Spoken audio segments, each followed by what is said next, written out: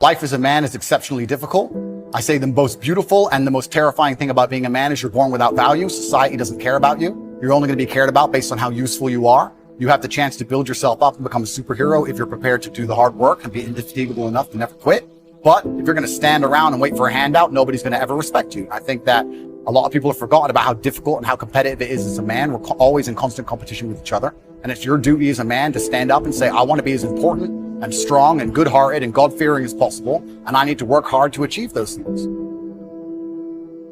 If you look at the true warriors of humanity, you look at the true empire builders, you look at the true titans who are constructing a better world, they're less about pleasure seeking because they understand that if you want to have a great life, a soaring life, look at what most people do and do the opposite.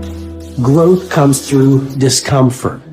You look at a great athlete, it's the way they show up in the championship game is simply how they showed up in the lonely light of the early hours at practice. To have the results, only 5% of the population have. You've got to be willing to do the things that only 5% of the population are willing to do. I was a 4-time kickboxing world champion. For 12 years, I trained 5 hours a day, 6 days a week. And I was motivated to train probably about 25% of the time. The rest of the time I went because I am disciplined. You don't feel like going through that on a Wednesday morning when you wake up, and you have to do it because you're disciplined. You're either a disciplined individual or you are not a disciplined. There's a difference between want and want. And I say this all the time. People say to me, I want to be rich. And I say, okay, well, I want to be able to ice skate. But I don't want to be able to ice skate enough to go learn how to ice skate. I can't be bothered. I mean, surely if I could click my fingers and be a figure skater, I'd click my fingers. Who wouldn't? But I don't want to actually go train because I don't want it enough. And this is the exact point with money. Everyone wants money put on their lap. If you truly wanted money, you wouldn't be able to sleep until you fucking had it.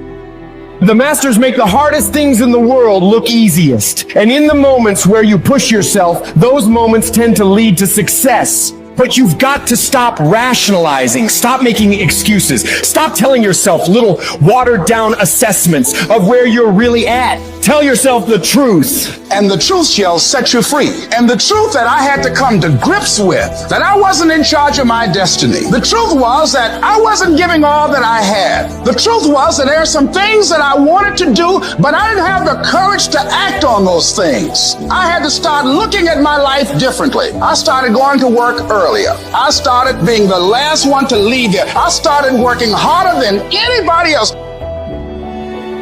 I am not motivated to do the things I'm supposed to do. I don't wake up full of joy. I have to go to the gym, or that I have to work, or not deal with crap. I don't feel motivated to do them. I'm disciplined. I do them regardless of how I feel.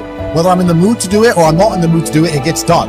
That's discipline. Discipline's a real thing. Motivation is fleeting. You're never going to be permanently motivated. If you're the kind of person who can only try hard at something he enjoys, then you're going to fail. If you truly want to win, you can't only want to win when you're happy, and you can't only want to win when you're motivated. You're competing against men like me who will perform even when it's raining, not only when the sun is shining. And if you're going to be the kind of person who can only do it in one of those scenarios, you are going to lose. You must be prepared to perform all of the time. I have a lot of people who message me and say, I struggle with motivation. And my answer is simple. Then stay a loser. If you can't find the motivation to not be a loser, then I strongly recommend you just stay a loser, stay in your lane, and stay out of my way. I have no time for people who cannot find the motivation to fix themselves and fix their own lives.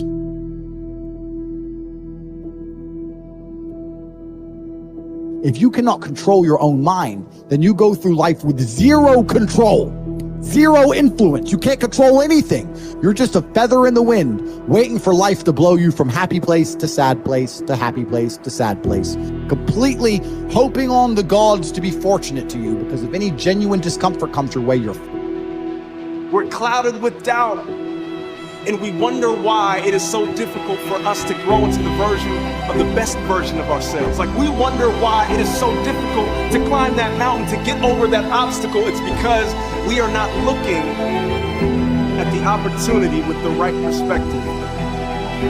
Break the patterns that have been leading your life, but you need to identify what the patterns are. I think sometimes we just aren't even aware. It's just a pattern that's running. It's something that's happening. Maybe it's been happening for months or years or decades. And we're not even aware. It's just become our identity. So when you identify the negative identity patterns that are holding you back, that's the first step. And you can start to really shift and replace it with a new identity, a new pattern that you can implement. What you do is you pick up your past and you embrace it. You understand it, you accept it as I had to go through these things that I had to go through in order for me to get to this place today. And the evidence for that is that I did. You don't need any more evidence. You did. And then you toss it. You toss it. You embrace it and you toss it. And you merge into the now by giving up your attachment. Before you can do something, you first must be something. So you've got to be it intellectually. You've got to be it emotionally. That's like Solomon says, as a person believes in their heart, the emotional man. Well, it's only a period of time then until it manifests physically. That's one of the first laws of the universe, is the perpetual transmutation of energy. Energy is moving into form, always. To form, moving into form, through form, back into form again. So we cause it all to happen the way we think and the way we stay locked into ideas. I don't think greatness is something you're born with, some mysterious power bestowed upon us by God. It's something that truly exists in everyone. I look at it as a superpower we all have, buried deep inside us. This tiny diamond surrounded by layers and layers of rock, the hardest rock in the universe. And every time you do something good, a piece of that rock breaks away. We control where awareness goes, we're controlling where energy is flowing. And if we're controlling where energy is flowing, we're controlling what's manifesting in our life. All I need to do is control where my awareness goes. And if I can control where my awareness goes, I can control where my energy is flowing. And if I can control where my energy is flowing, I can control what is manifesting in my life. Every single person that wins big, every single person that you look at, every single person that you're inspired by, every single person that you aspire to be like, they only have one plan, and that is they are going to win or they are going to die trying. You can make your dream into a reality, but it will only take one person to believe that it's possible. It will only take one person to put in the work. That person is you.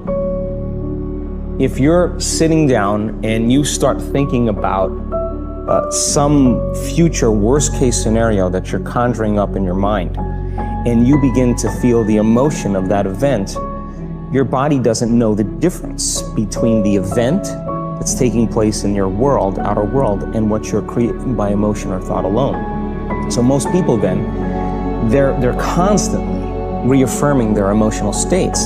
So when it comes time to give up that emotion, they can say, I really want to do it, but really the body is stronger than the mind because it's been conditioned that way. So the servant now has become the master. And the person all of a sudden, once they step into that unknown, they'd rather feel guilt and suffering because at least they can predict it. Being the unknown is a scary place for most people because the unknown is uncertain. And people say to me, well, I can't predict my future. I'm in the unknown, and I always say the best way to predict your future is to create it. Not from the known, but from the unknown. What thoughts do you want to fire and wire in your brain? What behaviors do you want to demonstrate in one day? The act of rehearsing them mentally, closing your eyes, and rehearsing the action. Rehearsing the reaction of what you want? Or the action? The action of what you want. By closing your eyes and mentally rehearsing some action. If you're truly present, the brain does not know the difference between what you're imaging and what you're experiencing in 3D world. So then you begin to install the neurological hardware in your brain to look like the event has already occurred. Now, your brain is no longer a record of the past. Now it's a map to the future. And if you keep doing it, priming it that way, the hardware becomes a software program. The law of expectation says that your expectations tend to become your own self-fulfilling prophecies. In other words, what you expect to happen usually does. And if your expectations are based on false information, so you have false expectations, that's what will happen anyway. For instance, your expectations could be that you are destined to have an extraordinary life and be extremely successful. Is that no matter what happens, it's all part of a learning process that is leading you inevitably to great success, happiness, and accomplishment. And if you absolutely expect that to be true, if that's your fundamental belief, then over time that will become true. You'll be able to throw off the ups and downs of life. You'll be able to ignore the negative influences around you. If you confidently expect to be a great success, then by gum, you sure will be. No matter what people tell you, you just say, well, it'll be all right. Everything will work out fine. And we know that an attitude of confident expectation is a hallmark of highly successful people. They just expect to succeed more than they fail. They expect to be liked by others more often than they're disliked. They expect to learn from every difficulty that they have. They expect to keep making progress. They just confidently expect it. And surprise, surprise, your expectations affect your realities. What you experience on the outside is determined by how you think on the inside. As they say, you are not what you think you are, but what you think you are. In the Bible it says, as a man thinketh in his heart, which means in his subconscious mind, way down deep, so is he. According to your faith, it's done unto you, and so on. Big picture thinking can benefit any person in any profession. When somebody like Jack Welch tells a GE employee that the ongoing relationship with the customer is more important than the sale of an individual product, he's reminding them of the big picture. When two parents are fed up with potty training, poor grades or benders, and one reminds the other that the current difficult time is only a temporary season, then they benefit from thinking big picture. You have to think anyway, so why not think big? Big picture thinking brings wholeness and maturity to a person's thinking. It brings perspective. It's like making the frame of a picture bigger in the process, expanding not only what you can see, but what you are able to do. Big picture thinkers are never satisfied with what they already know. They are always visiting new places, learning new skills. And because of that practice, they often are able to connect the unconnected. They are lifelong learners. To help me maintain a learner's attitude, I spend a few moments every morning thinking about my learning opportunities for the day. As I review my calendar and to-do list, knowing whom I will meet that day, what I will read, which meetings I will attend, I note where I am most likely to learn something. Then I mentally cue myself to look attentively for something that will improve me in that situation. If you desire to keep learning, I want to encourage you to examine your day and look for opportunities to learn. Writer Henry David Thoreau wrote, "Many an object is not seen, though it falls within the range of our visual ray, because it does not come within the range of our intellectual ray." Who you are determines what you see and how you think. Big picture thinkers realize there is a world out there besides their own, and they make an effort to get outside of themselves and see other people's worlds through their eyes. It's hard to see the picture while inside the frame. To see how others see, you must first find out how they think. Becoming a good listener certainly helps with that. So does getting over your personal agenda and trying to take the other person's perspective. French essayist Michel Ayquem de Montaigne wrote, "The value of life lies not in the length of days, but in the use we make of them. A man may live long yet live very little. The truth is that you can spend your life any way you want, but you can spend it only once. Becoming a big picture thinker can help you to live with wholeness, to live a very fulfilling life." People who see the big picture expand their experience because they expand their world. As a result, they accomplish more than narrow-minded people. And they experience fewer unwanted surprises too, because they are more likely to see the many components involved in any given situation. Issues, people, relationships, timing, and values. They are also, therefore, usually more tolerant of other people and their thinking.